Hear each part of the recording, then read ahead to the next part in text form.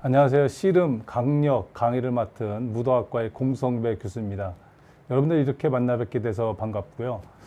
저는 오늘 이 씨름이라는 주제를 가지고 왔는데요. 여러분들이 이제 저와 함께 하시면 씨름의 이제 전반적인 지식을 습득하실 수 있는 그런 이제 기회를 얻게 됩니다. 우리 용인대학교에는 무도학과에 이제 씨름 전공이 있습니다. 그래서 우리 졸업생 중에는 천하장사, 백두장사, 한라장사, 또 금강장사, 태백장사, 또 여자부 장사도 있습니다. 이게 지금 다수를 배출하고 있습니다. 와, 2연패. 잘했어요. 2000년대 이후 처음 2연패 됐어요. 조금만 높지 않게. 시작합니다. 자, 올라오나요? 잠시 올라오나요? 잠시 밀어치기도. 자, 여기서 박민규 왼쪽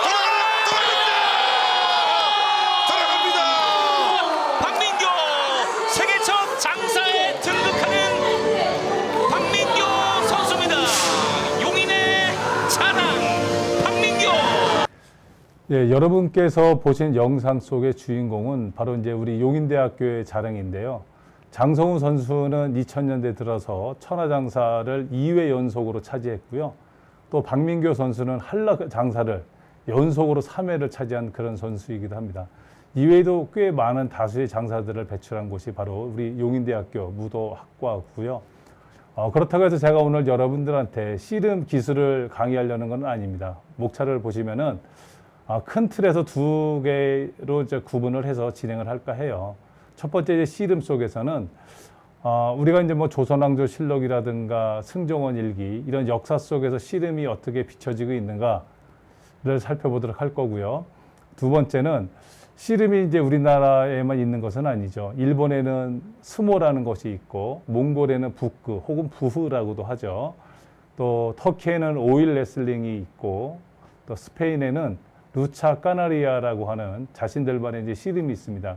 일반적으로는 이제 레슬링이라고 이제 하고 있는데, 우리 씨름이 다른 국가 씨름들과는 이제 어떤 차이가 있는지를 살펴보도록 하겠습니다.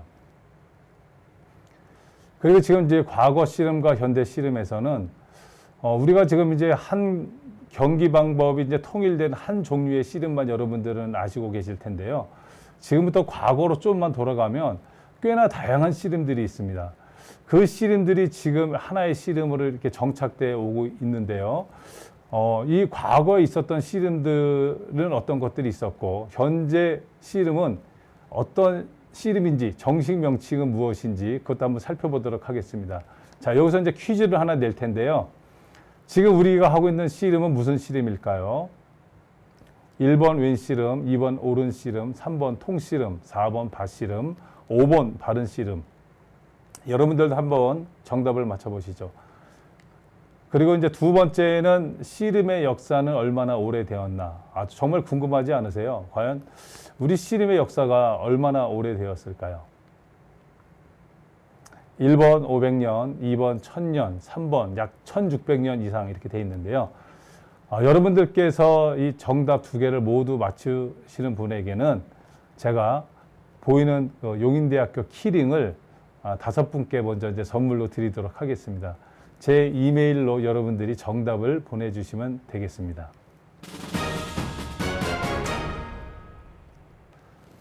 씨름은 우리 이제 한민족의 역사에서 가장 오랜 역사와 전통을 자랑하는 민속 경기다라고 이렇게 설명드릴 수 있습니다. 고려사에는 고려 28대 왕 충혜왕이 직접 씨름을 즐긴 것으로 이렇게 지금 기록이 나와 있고요. 충혜왕은 이제 16세의 왕이 됐는데 씨름을 너무 좋아하다 보니까 지금 고려에 있는 것이 아니라 원나라 간섭기에 있었기 때문에 지금의 이제 베이징에 있으면서 씨름을 즐기곤 했습니다. 그래서 그 정사를 배전과 주주 등에게 맡기고 이렇게 씨름만 하다 보니까 상하 예의가 없어졌다라고 하는 기록이 고려사에서 우리가 찾아볼 수 있고요. 이외에도 또 다수의 고려사에는 충혜왕과 관련된 씨름 기록이 존재하고 있습니다. 고려사는 아니지만은 권근의 양촌집에 보면은 또 이제 충혜왕의 동생이죠, 공민왕이죠. 공민왕과 관련한 또 이제 씨름 기록이 또 나오기도 합니다. 조선 왕조실록에서는 세종대왕 때 씨름에 관한 기록이 가장 많이 나옵니다. 총 한 10차례 정도가 나오는데요. 여기에 이름이 두 번이나 나오는 사람이 있습니다. 역사 안사이라고 하는 사람인데요. 이 사람은 이제 종 5품의 부사직 무관입니다. 세종대왕의 이제 어가를 수호하는 그런 무관인데요. 세종대왕께서 철원에 이제 효성산에 놀러 가셔서 승정원 기미와 씨름을 하게 합니다. 그런데 좀 말이 안 되는 게 있어요. 왜냐하면 승정원이라고 하는 것은 지금으로 따지면 대통령 비서실과 같은 곳이에요. 그러니까 종 7품의 행정을 모든 기미와 씨름을 시켰단 말이죠. 그것도 씨름을 너무나도 잘하는 안사이와 시킨 거예요. 왜 시켰을까를 고민해 보니까 기미의 풍채가 좀 남달랐지 않았을까. 그랬기 때문에 세종대왕께서 이제 기미하고 안사이를 씨름을 시켰는데 결과는 놀랍게도 승정원 연리 기미가 씨름을 이겼습니다. 그래서 세종대왕께서 안숭선에게 이제 명해서 내가 이 기미를 갑사로 삼고자 하는데 어떠한가 물어보니까 임금님의 어가를 보호하기 위해서는 말이 필요한데 말이 없습니다. 그래서 세종대왕께서는 사복시에 이제 명해서 말을 한 필 주도록 해라. 그래서 이제 기미를 갑사로 삼았다라고 하는 기록이 세종실록에서 이렇게 볼 수가 있겠습니다. 세종대왕과 관련한 또 정말 씨름사에서는 없어서는 안 될 그런 굉장히 귀한 자료가 바로 이 석보상절입니다. 이 석보상절은 석가모니의 일대기를 글과 그림으로 이렇게 편찬해 놓은 것인데요. 우리가 이제 훈민정음이 1443년에 이렇게 편찬이 됐잖아요. 창제가 됐잖아요. 물론 1446년에 이제 반포를 했지만은 일단은 어느 정도는 1443년부터 이제 훈민정음이 만들어진 거란 말이에요. 그런데 1446년에 세종대왕의 왕비인 소헌왕후가 그만 세상을 떠나고 맙니다. 그래서 이 소헌왕후의 명복을 빌어주기 위해서 세종대왕이 훗날에 이제 세조죠, 수양대군 등을 불러서 이 석보상절을 편찬하도록 하는데 여기에 바로 이 씨름이 등장한다는 것입니다. 여기서 나온 저 실흠이 오늘날의 이제 씨름의 이제 어원이 되는 거예요. 물론 한쪽에서는 영남 지방에서 씨루다라고 하는 용어가 명사화되면서 씨름이 되었다라고 이제 주장하는 사람들도 있으나 그거는 사실을 정말 왜곡한 것이고요. 모든 사실은 여기에 기록된 것 같이 여기에 씨름이 오늘날의 이제 씨름인 것입니다. 물론 조선왕조실록에서는 고려사에서는 강력과 각저로 씨름을 기록했지만은 그거는 이제 한자로 기록을 했었기 때문에 그렇습니다. 그런데 훈민정음이 반포된 이후 여기에는 이게 실흠이라고 하는 것이 나오지 않습니까? 그래서 이것이 이제 오늘날의 이제 씨름이라고 하는 것을 의미하는데요. 그 내용을 제가 한번 읽어보겠습니다. 조다리와 난띵은 누구냐면 석가모니의 사촌이에요. 이 조다리와 난띵이 서로 씨름을 하는데 둘의 힘이 같으니까 태자는 여기서 석가모니를 의미합니다. 이 석가모니가 이 둘을 잡아 넘어뜨리시며 대심영광이라 하리라고 하는 글귀가 있는 거예요. 물론 여기에서는 이제 그 국가무형문화재인 활쏘기에 대한 글도 이렇게 여러분들 보시는 것처럼 보실 수가 있는데요. 씨름과 활쏘기의 역사에 있어서 이 훈민정음으로 기록된 가장 빠른 기록이 바로 이 석보상절이라고 할 수 있습니다. 이외에도 명종실록에는 양반 김홍도가 씨름했다는 기록이 있고 또 그 오성과 한음의 이항복 같은 경우에도요, 선조 때 영웅이정을 지낸 인물이죠. 워낙 어렸을 때부터 씨름을 잘하였다라고 하는 기록이 있습니다. 그래서 이제 왕과 양반들도 했던 것이 바로 이제 씨름이고요. 이순신 장군이 1592년 임진왜란이 발생하면서부터 1598년 노량대전에서 이순신 장군께서 이제 돌아가시기 전까지 직접 친필일기를 작성을 하셨는데 그것을 우리는 이제 훗날에 난중일기라고 부르고 있습니다. 여러분들 보시는 이 화면 속의 저 모습은 바로 이순신 장군의 이제 친필입니다. 이순신 장군의 친필, 그 중앙에 바로 강력이라고 하는 것이 보이죠. 이순신 장군의 난중일기에는 4곳에서 씨름과 관련된 기록이 이렇게 나타나고 있는데요. 씨름을 잘하는 성복에게 쌀을 이렇게 하사했다라고 하는 기록과 또 낙양 군수, 나간이죠. 그러니까 오늘날의 순천을 의미하는데 나간 군수 임계영이 우승을 차지했다라고 하는 기록을 우리가 이순신 장군의 난중일기 속을 또 통해서도 확인할 수 있습니다. 그리고 승정원 일기, 효종, 현종, 숙종 제위기에는 병자호란 직후라서 우리가 이제 청나라의 간섭을 좀 많이 받았습니다. 그래서 청나라 사신들이 조선을 방문하면 60명, 100명, 200명씩 불러서 또 이렇게 씨름을 시키곤 했습니다. 승정원 일기 영조편에 보면 92세 노인에게 처육물을 하는 사람과 씨름을 하게 했다라는 기록이 있습니다. 근데 지금도 이제 92세 노인에게 씨름을 하라고 하면 욕을 먹을 텐데요. 워낙 정정하셨나 봐요. 그래서 92세 노인이 씨름을 잘하니까 영조께서 장하다라고 하는 말을 남기기도 합니다. 이후 세조실록, 명종실록, 또 정조실록, 승정원 일기, 인종편에도 씨름에 관한 기록을 우리가 다수 확인할 수 있습니다. 씨름은 우리 문화 속에서 항상 함께 해왔는데요. 소세양의 시문집, 양곡집에 보면 단오 때 씨름에 관한 이런 기록들이 있습니다. 오늘은 바로 단오라네, 소년들은 무리지어 즐겁게 논다네, 거리거리마다 씨름을 하네, 또 추사체를 완성한 김정희 완단 전집에는 단오날 씨름놀이 마을마다 장정이라 임금님 앞에서도 재간을 놀렸다네, 이기건 지건 간에 모두가 기뻐하며 푸른 버들 그늘 속에 온당이 들썩이네 라고 하는 시도 이렇게 확인할 수 있습니다.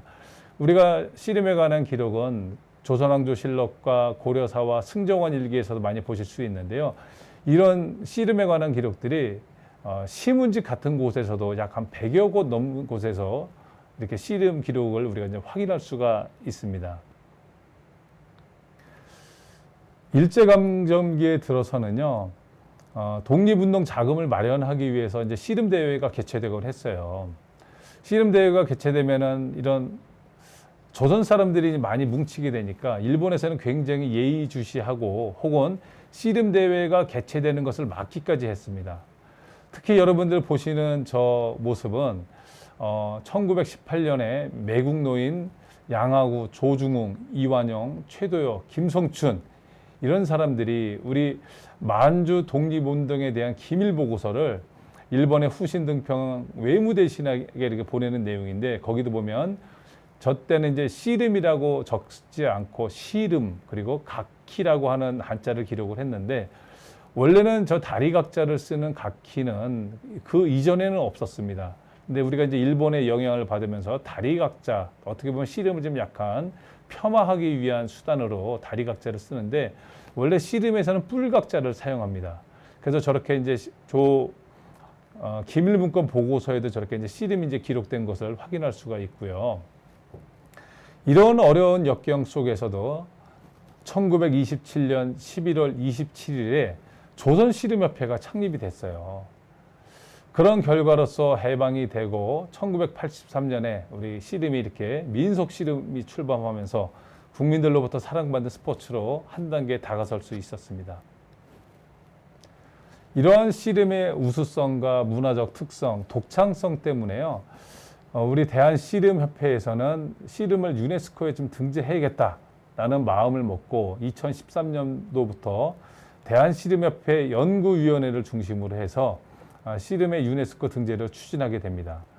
여러분들 보시는 사진 속의 모습은 국회에서 이제 씨름 등재 추진위원장을 맡으신 차관 출신의 국회의원 김장실 의원님과 또 용인대학교에서 교수를 하시다가 서울대에서 교수를 하고 계셨던 나영일 교수님 또 뒤쪽에는 이제 용인대학교 출신의 이제 교수님들과 박사님들 이렇게 있는데요.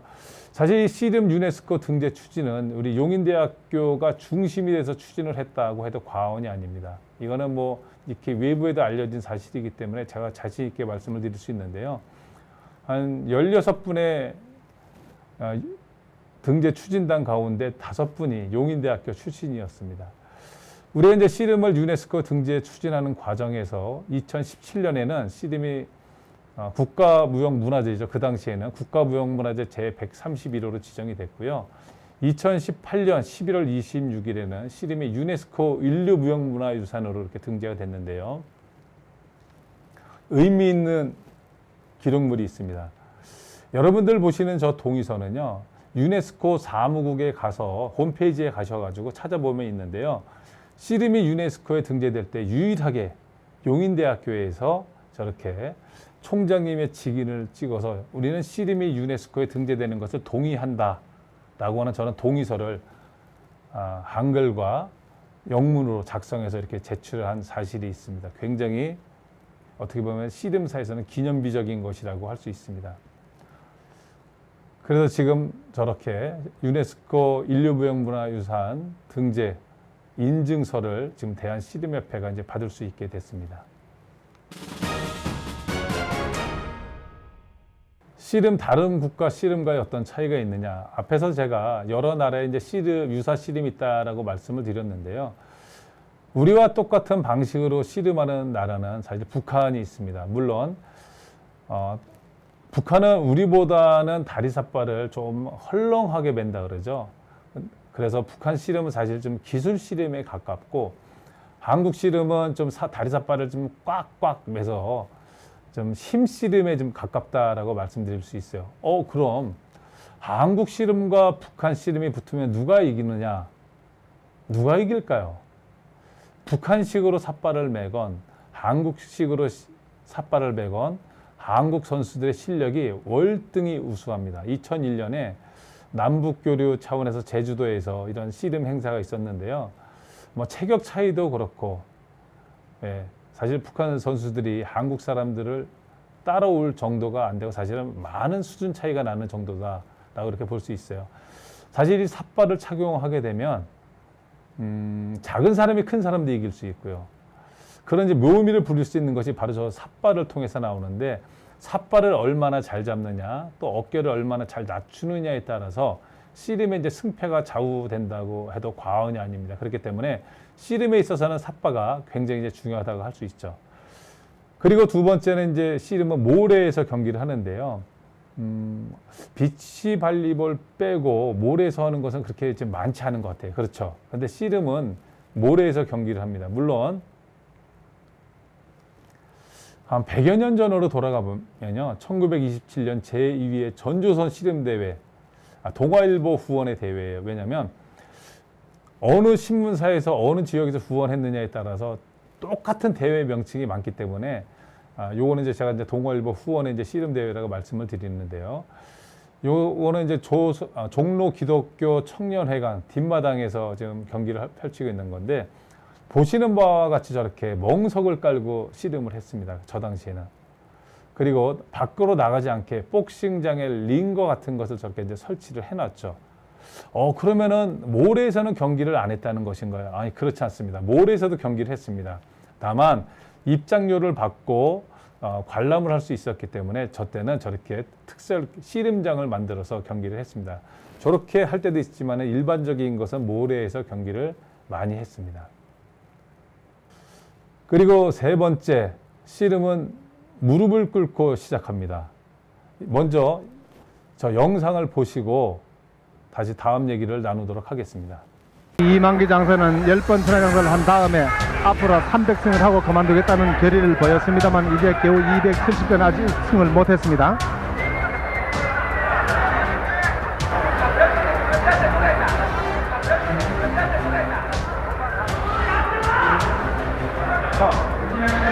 상당히 그 신경전을 펼친다고 그럴까요?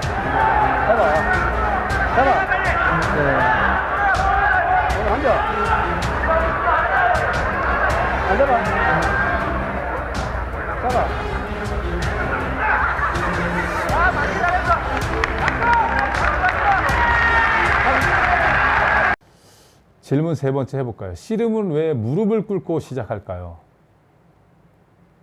궁금하지 않으신가요? 아니, 무릎을 꿇는 경우가 사실 없잖아요. 뭐 외국서도 마찬가지고, 그나마 이제 가장 많이 볼 수 있는 것이 사실 우리 씨름판이에요. 근데 왜 씨름판에서는 무릎을 꿇느냐? 삿바 잡기가 시작되면 치열하게 삿바 싸움을 하게 됩니다. 물론 지금은 이제 삿바 싸움이 많이 없어졌는데 아까 여러분들이 그 영상 속에 두 이만기 장사와 강호동 장사가 저렇게 이제 신경전을 벌인 것처럼 삿바 잡기가 시작되면은 굉장히 치열해지기 때문에 삿바 잡기 전에 상대에 대한 예를 갖추기에 의한 의식으로 이렇게 씨름은 무릎을 꿇고 시작을 합니다. 다른 스포츠에서는 볼 수 없는 매우 이색적인 모습이죠. 그렇죠. 그런데 씨름 경기를 하기 위해서는 누구라도 똑같이 무릎을 꿇고 시작을 해야 경기를 할 수 있다는 것이죠.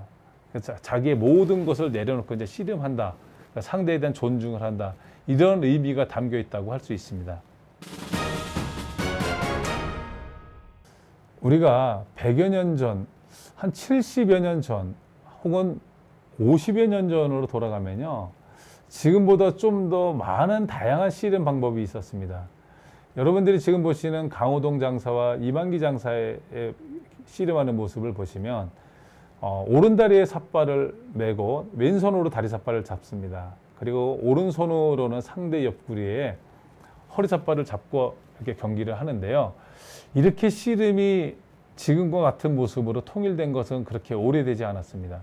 과거에는요, 밑에 사진들처럼 손가락만 잡는 경우도 있고 또 손목을 안에까지 넣어서 잡는 방법도 있었기 때문에 이것이 지금 여러분들이 보시는 사진 속의 모습이 왼씨름인데요.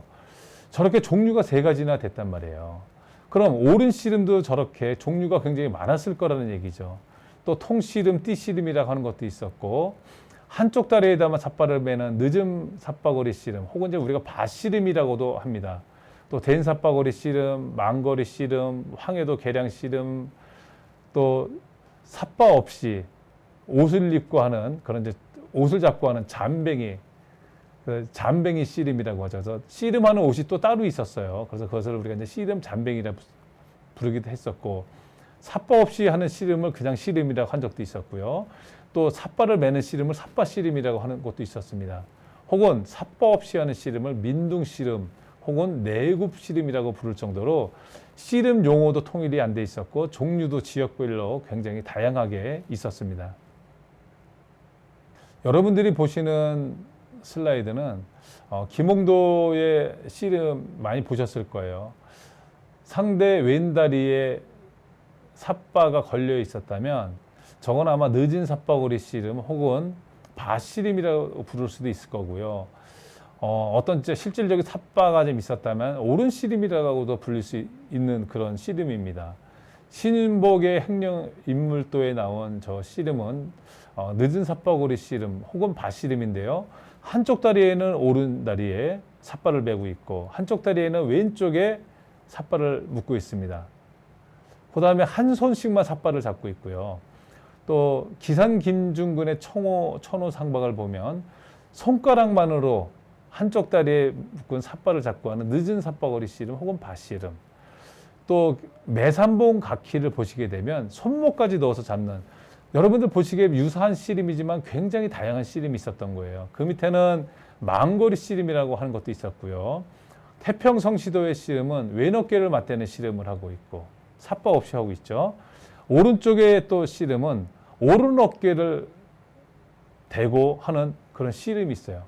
저런 것을 사실은 이제 뭐 그냥 씨름이라 부를 때도 있고 민둥 씨름 혹은 내굽 씨름이라고 부를 정도로 씨름의 종류가 너무나도 이렇게 다양했던 거예요. 그렇다고 하면 어떻게 해서 오늘날의 씨름으로 통일될 수 있었을까? 바로 1927년 11월 27일에 서울에서 조선씨름협회가 창립되었기 때문에 그래요. 그런데 여기 씨름이 아니라 스름이라고 적혀 있습니다. 왜 스름이라고 적혀 있을까요?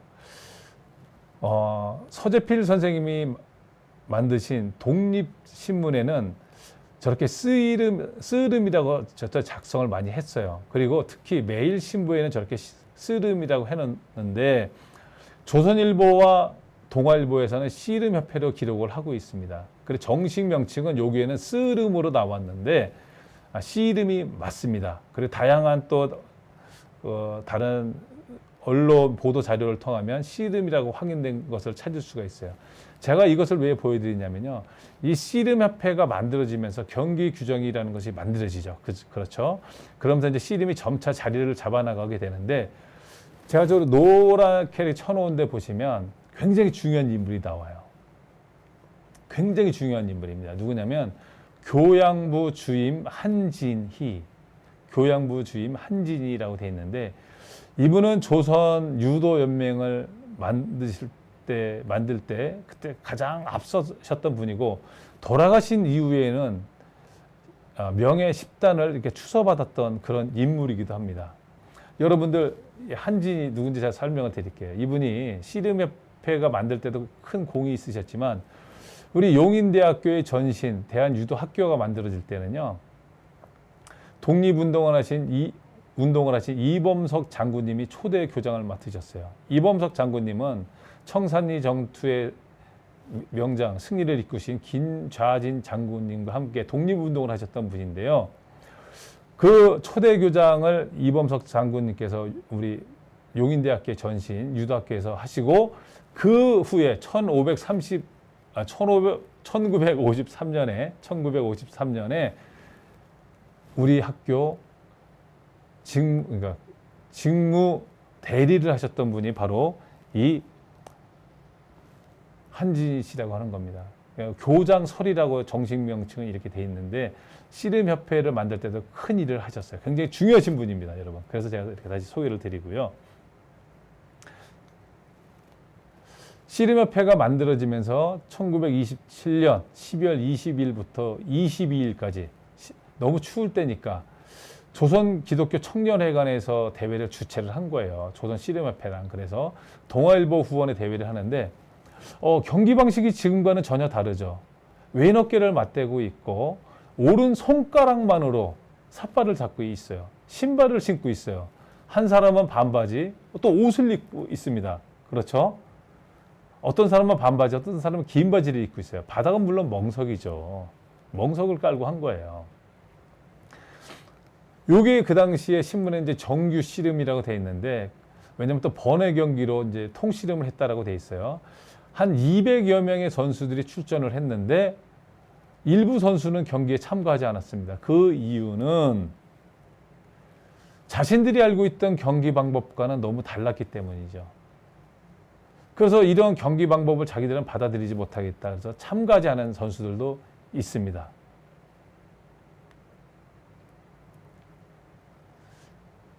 이 모습은 조선일보에서 후원하는 제1회 전조선 씨름대회예요. 이거는 1929년에 휘문 보통고등학교 운동장에서 열렸던 건데요. 앞에 있었던 대회에도 제1회 전조선 씨름대회 1927년인데요. 1929년에도 전조선 씨름대회가 있어요. 제1회. 이거는 왜 그러냐면 각 지역별로 조선 씨름협회가 만들어지고 나서 전조선 씨름대회가 열리는데 어디에서 후원하느냐에 따라서 경기 방법도 다 각기 달랐습니다. 그렇기 때문에 어디에서 후원하느냐에 따라서 대회 명칭이 좀 달라지곤 했죠. 그래서 동아일보 후원의 제1회 전조선 씨름대회와 또 조선일보 후원의 전조선 씨름대회 경기 장면을 보시면 삿바 잡는 방법이 전혀 다르죠. 동아일보 후원은 왼 어깨를 맞대고 하고 있고요. 조선일보의 후원 대회는 오른 어깨를 이렇게 맞대고 삿바 잡는 방법도 지금과는 전혀 다른 방법으로 이렇게 잡고 있습니다. 또 시간이 변하면서 삿바 잡는 방법이 같은 조선일보의 후원 대회인데도 또 달리 잡는 모습을 여러분들이 확인하실 수가 있고요. 이 대회는 동아일보 후원에 또 종로 기독교 청년회에서 주최하는 대회인데요. 왼 어깨를 맞대는 씨름을 정식 씨름을 하고 또 반대의 왼 씨름도 또 했어요. 이때는. 근데 오른쪽에 굉장히 중요한 자료가 있는데 이 당시에 1931년에 바른 씨름 혹은 옳은 씨름이라고도 불렀습니다. 안종현 선생님께서 2등을 차지했던 상장인데 가장 저희가 확인할 수 있는 가장 오래된 상장이라 할 수 있습니다. 정식 명칭은 제4회 전조선 씨름 대회고요. 상장은 조선씨름협회와 함께 대회를 했지만 조선중앙기독교청년회 회장 윤치호 이렇게 해서 상장을 이렇게 수여하는 것을 이렇게 기록으로 지금 남겨놓은 건데 굉장히 씨름사에서는 중요한 사료라고 이렇게 할 수 있습니다.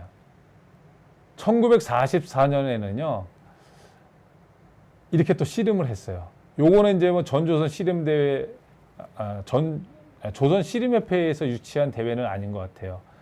요거는 늦은 삿바거리 씨름 혹은 바씨름이라고 부르는데요.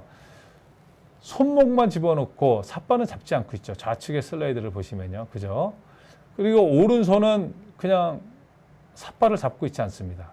이런 경기 방법이 1944년에도 이렇게 있었고요. 1951년도에는 거제 이제 그 6.25 전쟁이 있으면서부터 거제에 이제 북한군 포로 수용소가 있었는데요. 여기에서도 이제 북한군들끼리 씨름을 하는데 오른 어깨를 맞대고 다리삿바는 또 잡고 있습니다. 그런데 허리삿바를 잡지 않은 이런 씨름이 1951년도까지도 이렇게 진행되고 있다는 것을 우리가 이 슬라이드를 통해서 확인할 수가 있겠습니다. 그렇다면 웬 씨름으로 경기 방법이 통일된 시점은 언제인가 알아보겠습니다. 지금 우리가 하고 있는 방법은 오른 어깨를 맞대고 오른다리에 삿바를 메고 있죠. 왼손으로는 다리삿바를 잡고 오른손으로 허리 잡고 있는데 이것이 언제부터 통일되었는가에 대한 논란은 사실 많습니다.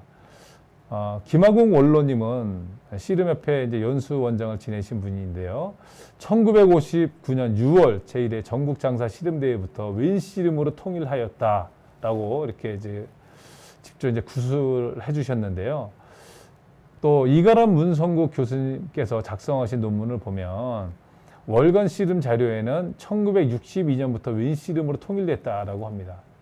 그런데 저는 제가 가장 설득력 있게 바라보는 것은요. 저도 1959년에 이렇게 웬 씨름으로 모든 대회가 통일되었는지 알았어요. 그런데 실질적으로 모든 대회가 웬 씨름으로 통일된 것은 저는 1972년으로 보고 있습니다. 왜냐하면 1971년도에 김종호 회장님께서 대한씨름협회 회장을 맡게 되세요. 근데 이분이 1973년도에 한국의 씨름이라고 하는 책을 편찬을 하시는데 회장으로 있으시면서 씨름이 통일되지 않은 것을 보신 거예요. 그래서 회장으로 계시면서 모든 대회를 웬 씨름으로 통일했기 때문에 저 교본을 통해서 그런 기록을 남겨놓지 않았을까 저는 그렇게 이제 판단을 하고 있습니다. 우리가 하고 있는 씨름은 사실은 웬 씨름. 혹자들은 과거에는 지금의 씨름을 옳은 씨름이라고 불렀던 분들이 많습니다. 왜냐하면 지금처럼 다리삿바가 중요하지 않았고 씨름은 오른 어깨가 굉장히 중요합니다. 그렇기 때문에 오른 어깨를 맞대기 때문에 지금의 씨름이 옳은 씨름이다라고 주장하시는 분도 계세요. 물론 김하궁 원로님도 지금의 씨름은 옳은 씨름이다라고 주장을 하십니다. 그러나 기록에는 논란이 계속 있어요. 조선씨름협회에서 웬 씨름으로 지금의 씨름을 정의해 놨기 때문에 그냥 그대로 그냥 흘러온 거예요. 그래서 지금의 씨름은 이제 웬 씨름이 됐는데 1987년에 대한씨름협회에서 엉터리 정의를 또 내놓습니다. 뭐냐면 지금 우리가 하고 있는 씨름은 웬 씨름에 근거한 바른 씨름이다. 웬 씨름에 근거한 바른 씨름으로 명명을 했습니다. 그래서 이것이 이제 옳고 아니냐의 논쟁은 있지만은 그래서 지금의 씨름은 우리는 바른 씨름으로 이렇게 인지하는 것이 타당하다라고 보고 있습니다. 씨름이 여러 종류가 굉장히 다양하게 있었는데 이렇게 바른 씨름 하나로 통일되다 보니까 예전의 씨름들은 다 지금 소멸되고 원형이 보존되지 못하고 있습니다. 그나마 우리 용인대학교에서 특히 이태현 교수님께서 씨름의 이제 원형을 보존하기 위해서 노력을 하고 있고 또 김복윤 교수님이나 저도 이제 노력을 좀 하고 있습니다. 그래서 학생들을 통해서 과거 씨름이 훼손되지 않도록 이렇게 명맥을 이어나가고 있는데 사실 어느 정도 한계는 있다는 것을 말씀드릴 수가 있습니다. 우리 씨름의 역사는 얼마나 오래됐을까요? 우리 씨름의 역사가 얼마 되었는지는 사실 저도 좀 궁금한데요. 씨름은 이제 북한, 남북한 공동의 유네스코 첫 번째로 이제 유네스코에 이렇게 등재가 됐습니다. 우리 한국에서는 20번째 유네스코 인류무형문화유산이기도 하고요. 먼저 이제 북한의 유네스코 인류무형문화유산 등재 신청서를 보면 조선 씨름은 이미 고조선 말기부터 진행됐다라고 설명하고 있습니다. 고조선은 BC 2333년부터 BC 108년까지 고조선이 있었던 시기를 말하는데요. 그 기간으로 따지면 기원전 100여 년 전부터 이미 씨름이 있어 왔다라고 밝히고 있습니다. 이후 고구려 시기에 와서 어느 정도 광범위하게 퍼졌다라고 보고 있는데요. 또 중국 지반현에 있는 4세기 말의 고구려 벽화에 여러분들 보시는 이제 각저총이 보이시죠? 그리고 이제 장천 이론이 보이실 텐데 여기에 이제 그 씨름하는 모습이 그려져 있거든요. 그래서 이 근거로 해서 씨름의 역사를 좀 북한에서는 추정하고 있고 우리도 추정하고 있습니다. 물론 북한은 이제 고조선 말기부터 이제 됐다라고 이제 보고 있는데 우리 한국에서는 저 각저총 벽화를 한 5세기 중엽 그리고 장천 이로부는 5세기 중엽에서 5세기 말로 보고 있습니다. 질문 있어요. 뭐야? 왜 중국 영토에 있는 것을 왜 우리 역사, 씨름의 역사 근원으로 삼습니까? 이렇게 물어볼 수 있는데요. 고구려 2대 왕 유리왕부터 장수왕까지 장수왕 제위기 한 427년까지 저 국내성이요. 고구려의 수도였습니다. 그렇기 때문에 고구려의 수도였기 때문에 우리 북한이나 우리 한국이나 저기 있는 고분을 근거로 씨름의 역사를 지금 이제 추정하고 있는 것이죠. 저 각저총 벽화에는요, 여러분들 보시는 것처럼 저렇게 두 명의 역사가 씨름하는 모습이 그려져 있습니다. 두 명의 역사는 모두 왼다리가 앞으로 나와 있고 오른다리가 뒤로 가 있습니다. 그리고 허리에 두른 저 띠를 잡고 저렇게 이제 씨름하는 모습이 있어요. 오른쪽에 있는 역사의 모습은 눈썹이 굉장히 깁니다. 고구려의 늠름한 장사를 뜻하고 있어요. 그런데 왼쪽에 있는 사람의 모습은 매부리 코를 하고 있어요. 이것을 보면 중앙아시아나 우리가 이제 서역인으로 보고 있는데요. 뭐 중동 계열이나 아니면 뭐 동남아시아 이런 사람들과 같이 이제 씨름하는 모습으로 우리가 이제 추정을 할 수 있어요. 특히 저곳은 우리보다는 굉장히 추운 지역인데 상의를 벗고 씨름하는 모습을 형성하고 있고요. 또 반바지를 입고 있습니다. 뭔가 스포츠적인 요소를 저렇게 갖추고 있는 모습을 저 각저총에 이렇게 그려놨어요. 그 옆에는 이제 심판으로 보이는 노인의 모습이 이제 보이기도 하고요. 아까 보신 그 장천 1호분인데요. 요거는 이제 제가 이제 모사도를 가지고 왔습니다. 왜냐하면 좀 더 여러분들이 선명하게 보실 수 있도록 했는데 여기도 모습은 같죠. 왼다리가 앞으로 나와 있고 오른다리는 뒤로 가 있고 반바지를 입고 있고 상의를 탈의한 것 같아요. 허리에 있는 띠를 잡고 있습니다. 씨름 방식이 우리가 지금으로 보면 이제 띠씨름 혹은 통씨름이라고 불리는 그런 이제 씨름 모습입니다. 그러니까 저 당시에도 저런 씨름이 굉장히 성행했기 때문에 저기에도 이제 벽화에도 저런 것들이 이제 그려지지 않았나 이렇게 추정을 하고 있어요.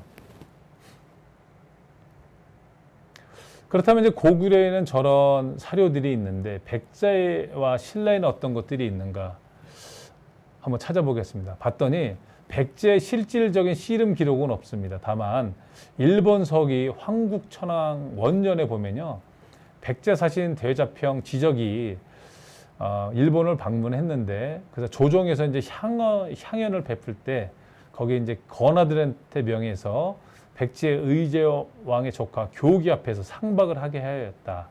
저 상박이라고 하는 용어는 이제 일본의 이제 스모를 의미하는데요. 우리 뭐 조선왕조실록이라든가 고려 승정원 일기에는 한 6차례 정도 상박이라는 얘기가 나와요. 그런데 씨름과 관련된 용어는 절대 상박이 나오지를 않습니다. 근데 저 자체가 우리나라 씨름을 의미하는 것은 아니기 때문에 백제 때 우리 씨름 기록은 없다라고 보시면 될 것 같고요. 그렇다면 이제 신라의 기록은 어떤 것들이 있는가? 대한씨름협회 홈페이지에 가면요, 삼국사기 열전 중에 김유신과 김춘추공이 씨름을 하다가 옷걸음이 떨어졌다라는 기록이 있다고 했는데, 제가 그 삼국사기 열전을 다 찾아봤습니다. 그런데 저런 글이 절대로 없습니다.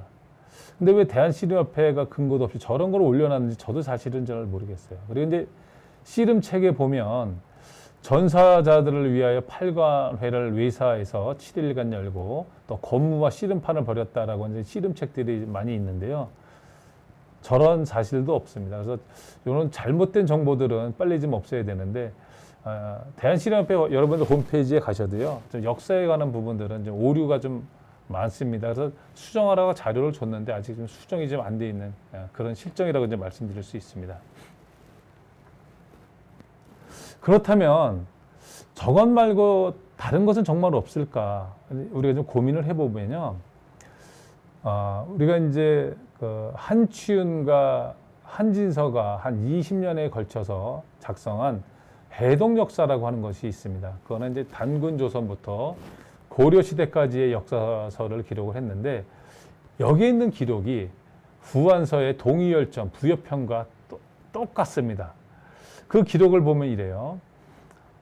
순제 영화 원년에 정월의 부여왕이 경사에 와서, 저 경사라고 하는 것은 낙양을 의미합니다.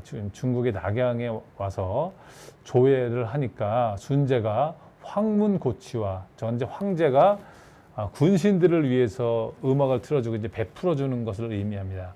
거기 각저희를 보이게 하고 전숭했다라고 저희가 이렇게 해석을 했는데, 정확한 해석은 사실 쉽지는 않습니다. 그러나 어쨌거나 이 부여에 관한 우리 이제 고구려 위쪽에 있던 이제 부여국에 관한 기록이 후한서와 저희 해동 역사에는 있기는 있습니다. 그러나 저 또한 우리의 씨름이 아니고 중국의 씨름이다라고 이렇게 보시면 될 것 같아요. 그럼 씨름과 유사한 것들은 다른 데 없는가? 큰일 날 일이 있어요, 지금.